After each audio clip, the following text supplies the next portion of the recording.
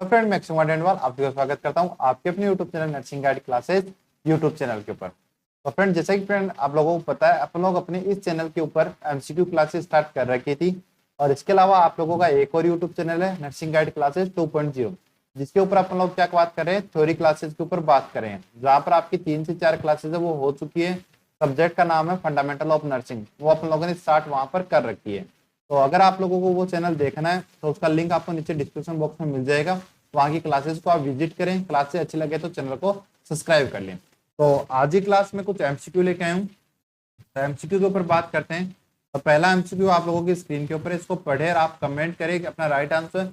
Patient are infected can transmit the infection and show sign symptom. क्या बोल रहा है?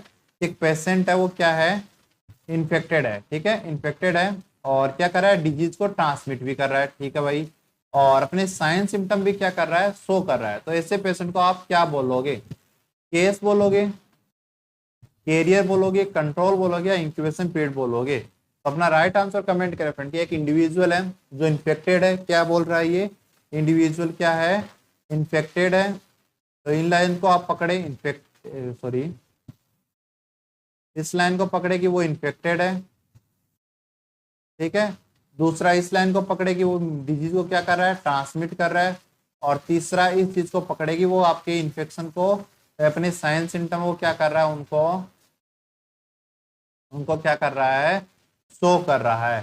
तो ऐसे पेशेंट को आप क्या बोलते हो? बताइए, कमेंट करिए फटाफट। केस बोलोगे, कैरियर बोलोगे, कंट्रोल बोलोगे, इंक्यूबेशन पीरियड बोलोगे? बताइए, राइट आंसर कमेंट करें। तो फ्रेंड इंक्यूबेशन पीरियड की बात करें तो इंक्यूबेशन पीरियड क्या होता है? वह समय जब कोई भी माइक्रो ऑर्गेनिज्म बॉडी में एंट्री करता है, वहां से लेकर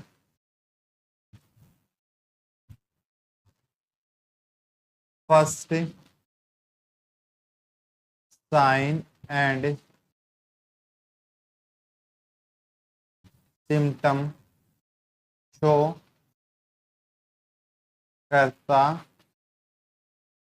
है, तब तक का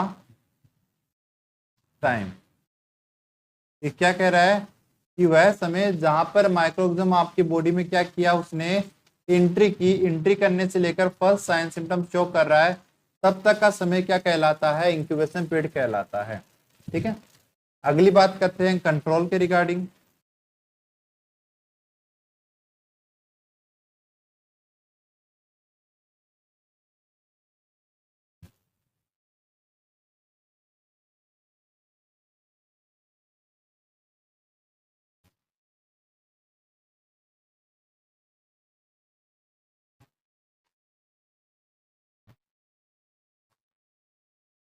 ठीक है, कंट्रोल के रिगार्डिंग बात करें तो कंट्रोल कहता है कि किसी भी बीमारी यानी डिजीज को इतना कम कर दो कि वह पब्लिक हेल्थ प्रॉब्लम न बन सके। कि किसी बीमारी को आप इतना कम कर दो कि वो पब्लिक हेल्थ प्रॉब्लम न बन सके, इसको बोलते हैं अपन कंट्रोल, ठीक है। तो कंट्रोल के रिगार्डिंग भी आपको पता चल गया कि कंट्रोल अपन किसको बोलते हैं।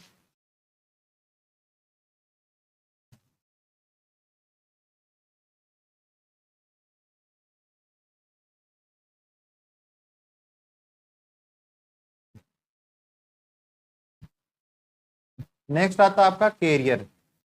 तो कैरियर किसको बोलते हैं? कैरियर पर बोलेंगे, कैरियर को मैं यहां लिख देता हूं। वह पेशेंट जो इन्फेक्टेड है और डिजीज को क्या कर सकता है? ट्रांसमिट कर सकता है। ट्रांसमिट कर सकता है, लेकिन अपने साइन एंड सिम्टम को शो नहीं कर रहा है।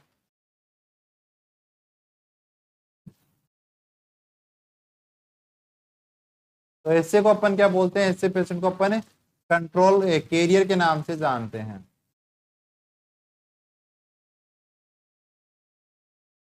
ऐसे को अपन क्या बोलते हैं, ऐसे इंडिविजुअल को अपन क्या बोलते हैं, ऐसे इंडिविजुअल को अपन बोलते हैं भाई, क्या बोलते हैं, इधर बोलते हैं क्या, ऐसे को बोलते हैं अपन कंट्रोल। दिख रहा है आपको? तो ऐसे को बोलते हैं अपन कंट्रोल बोलते हैं। ठीक है, फिर ये बात करते हैं केस के रिगार्डिंग। तो केस के रिगार्डिंग बात करें तो वह पेशेंट जो, इसको कलर चेंज करने हैं अपन ना,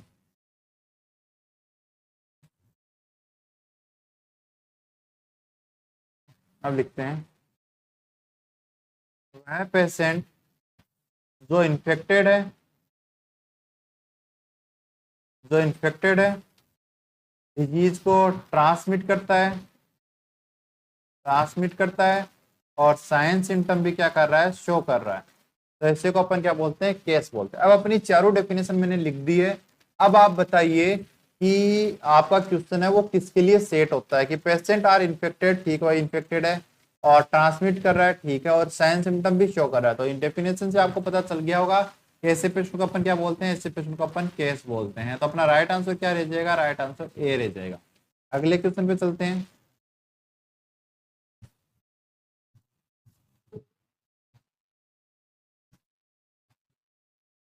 कि the major cause of infant mortality rate in India, कि इंडिया के अंदर जो इन्फेंट मोर्टिलिटी रेट है उसका मेन कॉज क्या है, acute respiratory infection, prematurity, diarrhoea, या कंजेनिटल एनोमलीज। अपना राइट आंसर कमेंट करें कि जो प्री आपका IMR है, इन्फेंट मोर्टिलिटी रेट है, इसका मेन कारण क्या है। तो फ्रेंड IMR की मैं अगर आपको एक लाइन बताऊं, कमेंट करें इतनी देर, इसको बेस्ट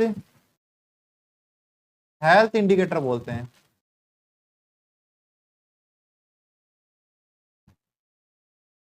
और आपका जो MMR है उसको बेस्ट सोशल इंडिकेटर बोलते हैं। ठीक है, आप अपना राइट आंसर कमेंट करें कि जो IMR है उसका मेन कारण क्या है इंडिया के अंदर। तो फिर मेन कारण की अगर बात करें तो वो है आपका प्री मेच्योरिटी, या फिर आप LBW बोल सकते हो, लो बर्थ वेट बेबी। ठीक है, तो ये आपका यहाँ पर बी आंसर है वो क्या रह जाएगा, सही रह जाएगा। आगे वाले क्वेश्चन पे चलते हैं।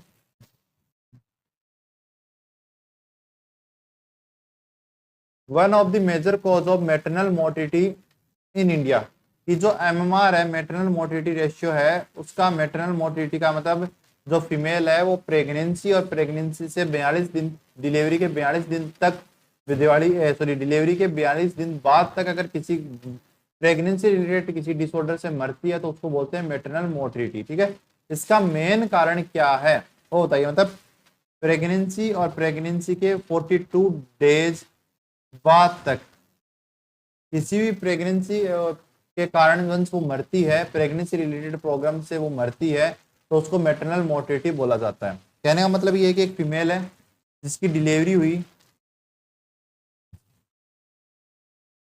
फीमेल है जिसकी डिलीवरी हुई और डिलीवरी या फिर में कोई कॉम्प्लिकेशन हो गया और वो कॉम्प्लिकेशन के कारण मर गई, तो उसको maternal mortality rate, maternal mortality बोला जाएगा। ठीक है, तो इसका मेन कारण क्या है, वो टाइम ड्यूरेशन आपका डिलीवरी के 42 डेज तक का रहेगा। मतलब डिलीवरी के 42 डेज तक, डिलीवरी होने के 42 डेज तक का टाइम ये अपन इसको इंक्लूड करते हैं। ठीक है, ऑब्स्टेट्रिकल लेबर, हेमरेज, अबॉर्शन या सेप्सिस, बताइए तो मेन कारण क्या है।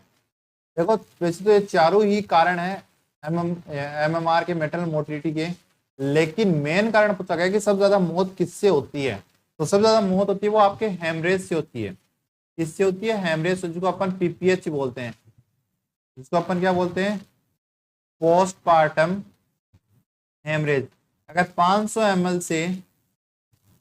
ml से ज्यादा ब्लीडिंग हो रही है तो उसको PPH में अपन इंक्लूड करते हैं। ठीक है, तो आपका राइट आंसर क्या चला जाएगा, आपका राइट आंसर चला जाएगा बी। आपका राइट आंसर क्या चला जाएगा, वो चला जाएगा बी। क्लासेस अच्छी लग रही है तो क्लास को लाइक करना ना भूले फ्रेंड।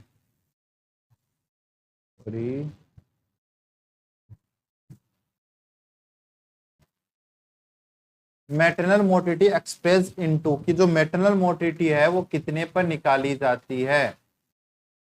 1,000 पर, 100 पर, 1,00,000 पर और 10,000 पर। तो कमेंट करें आपका मैटरनल मोर्टिलिटी है वो कितने पर निकाली जाती है? 100 पे निकाली जाती है, 1,000 पे निकाली जाती है, या फिर आपके 1,00,000 पे, या फिर आपके कितने पर, 10,000 पे। तो पहली बात तो मोर्टिलिटी, मैटरनल मोर्टिलिटी होता क्या है, वो आपका रेशियो है। फॉर्मूला क्या होता है रेशियो का, कि जो न्यूमिनेटर होता है वो डिनोमिनेटर का पार्ट नहीं होता है। न्यूमिनेटर क्या होता है, वो डिनोमिनेटर का पार्ट नहीं होता है। तो इसका आपका मैटरनल मोर्टिलिटी का फॉर्मूला क्या है, कि मरने वाली फीमेल्स की संख्या, जो प्रेगनेंसी के कारण मरी है, बट्टे में उस साल में जन्मे बच्चों की संख्या, और इनको मल्टीप्लाई करते हैं अपन 1,00,000 से। ठीक है, इनको मल्टीप्लाई करते हैं अपन 1,00,000 से, तो ये कितने में निकलती है, पर 1,00,000 के ऊपर निकाली जाती है। तो आपका राइट आंसर क्या रहेगा, सी रहेगा। ठीक है,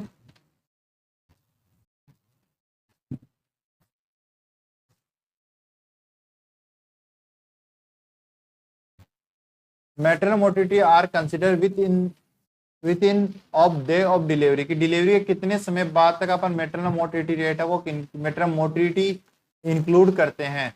15 दिन, 30 दिन, 28 दिन और 42 दिन। मैंने अभी बताया था आपको 42 डेज तक का टाइम अपन इंक्लूड करते हैं। ऑप्शन डी है वो अपना यहाँ पर राइट रहेगा। आगे चलते हैं।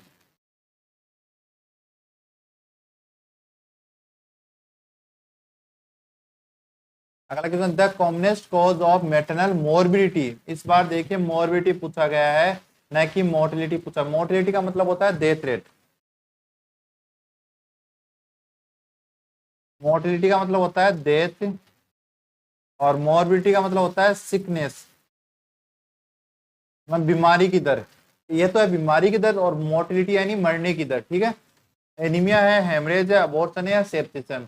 मेन कॉज क्या है आपका, बताइए चलिए। तो आपका मेन कॉज क्या है, वो आपका है एनीमिया। तो ऑप्शन ए है वो राइट रहेगा यहाँ पर, एनीमिया। ठीक है, आगे चलते हैं।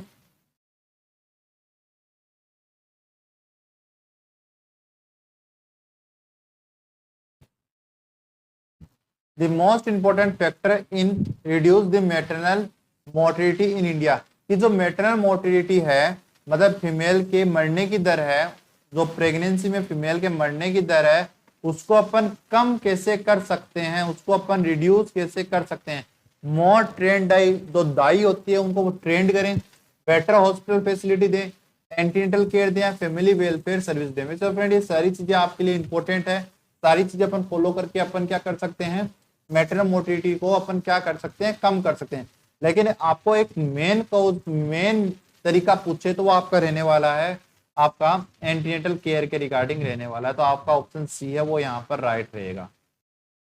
अगला क्वेश्चन है,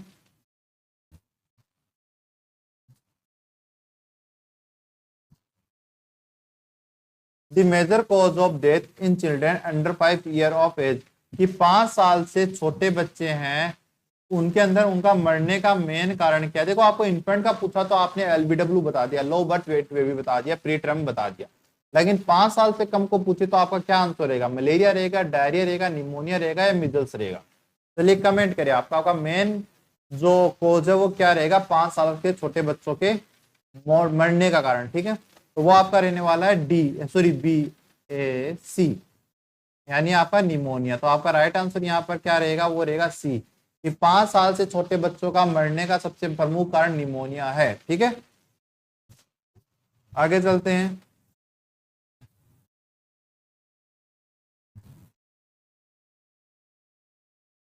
Among these, which of the most effective measures to decrease IMR, infant mortality rate है, उसको डिक्रीज करने के लिए आप क्या मेजर यूज करोगे? क्या करोगे भाई? बच्चों की मरने की दर को कम करने के लिए आप क्या करोगे? ब्रेस्ट फीडिंग कराओगे, बोतल फीडिंग कराओगे, सप्लीमेंट फीडिंग कराओगे, या फॉर्मूला फीडिंग कराओगे? तो सिंपल सा क्वेश्चन है फ्रेंड, क्या करोगे आप, ब्रेस्ट फीडिंग को क्या करोगे, इंप्रूव करोगे, इसलिए अपना ऑप्शन ए है वो राइट रहेगा। कि जो मरने की दर है उसको कम करने के लिए अपन क्या करेंगे, बच्चे को ब्रेस्ट फीडिंग करवाएंगे। The most universal accepted indicator of health status is, कि हेल्थ स्टेटस का सबसे बेस्ट इंडिकेटर कौन सा, अभी मैंने बताया था इन्फेंट मोर्टेलिटी रेट है आपका सबसे बेस्ट इंडिकेटर, तो ऑप्शन सी आपका सही हो जाएगा। ठीक है, आगे चलते हैं।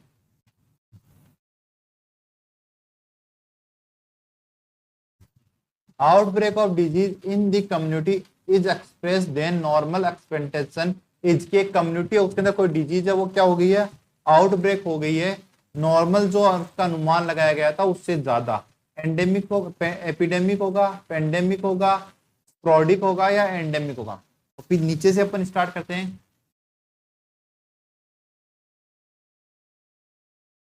एंडेमिक का मतलब होता है कोई बीमारी यानी डिजीज किसी भी एरिया में, किसी भी एरिया में कांस्टेंट प्रेजेंट है, मतलब लगातार किसी एरिया में कोई बीमारी प्रेजेंट है तो इसी बीमारी को बोलेंगे एंडेमिक, यानी एंडलेस कंटिन्यूटी वहां पर वो प्रेजेंट है। ठीक है, पेंडेमिक की बात करें कि बीमारी का क्या हो गया, इंटरनेशनल इन्वॉल्वमेंट, जो बीमारी है वो आपकी इंटरनेशनली इन्वॉल्व हो गई, पूरी कंट्री में, एक कंट्री में, दूसरी कंट्री में, तीसरी कंट्री में, तो पूरे वर्ल्ड वाइड फैल गई है, इसको बोल सकते हो आप world wide, world wide distribution हो गया, तो इसी डिजीज को आप क्या बोलोगे, पेंडेमिक बोलोगे। ठीक है,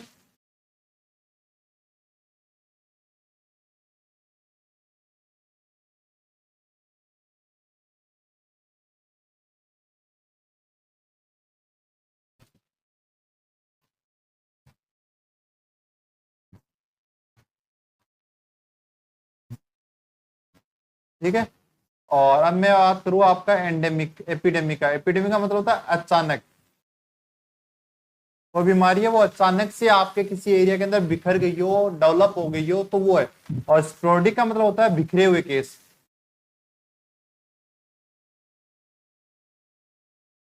बिखरे हुए मतलब बीमारी वो बिखरी हुई है, कभी कहाँ छितरे हुए केस के अंदर आ रही है, तो वो आपका स्पोरेडिक रहेगा। आपको क्या पूछ रहा है कि outbreak of disease in a community breaks the normal expenditure, की कोई बीमारी है वो अचानक से आउटब्रेक होगी, तो इसी बीमारी को क्या बोलोगे यहाँ पे, एपिडेमिक बोलोगे। तो आपका राइट आंसर क्या रहेगा, ए रहने वाला है। ठीक है, आगे चलते हैं।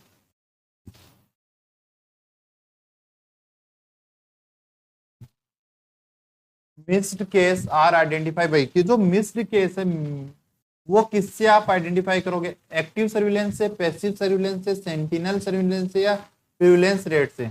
तो फ्रेंड पहले तो आपको सर्विलेंस के बारे में पता होना चाहिए। तो सर्विलेंस क्या होता है, तो मैं इधर लिखता हूँ सर्विलेंस का, कम्युनिटी में, देखो सिंपल सा लिख रहा हूं मैं, कम्युनिटी में क्या करना, असेस करना किसी बीमारी को, उस बीमारी का इवोल्यूशन करना, तो इससे थोड़ा आप सिंपल सा याद रखो, जांच पड़ताल करना,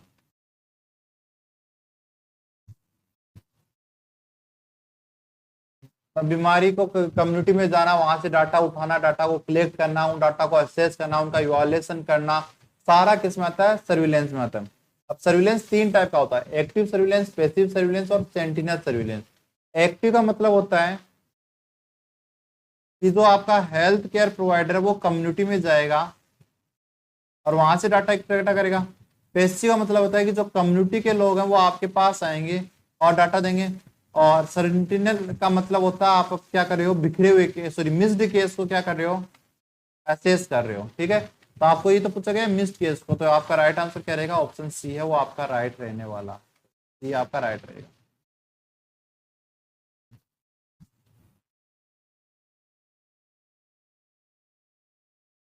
tier out by root meaning is, कि जड़ से उखाड़ फेंकना क्या कहलाता है, एलिमिनेशन कहलाता है, इराडिकेशन कहलाता है, आइसोलेशन कहलाता है, या ट्रांसलेशन कहलाता है। तो टीयर आउट ऑफ रूट का मतलब होता है फ्रेंड इराडिकेशन। किसी बीमारी को जड़ से उखाड़ फेंकना क्या कहलाता है? इराडिकेशन कहलाता है। ठीक है, टीयर आउट ऑफ रूट का मतलब होता है इराडिकेशन। तो ऑप्शन बी है वो आपका सही रहेगा। एलिमिनेशन का मतलब होता है, और चलो इराडिकेशन की बात करें तो इराडिकेशन का मतलब होता है कि पॉजिटिव जो एजेंट है वो भी नहीं है, और आपकी बीमारी है यानी आपकी डिजीज है वो भी नहीं है। और एलिमिनेशन का मतलब होता है कि आपकी जो डिजीज है वो तो नहीं है, लेकिन आपका पॉजिटिव एजेंट अभी भी प्रेजेंट है।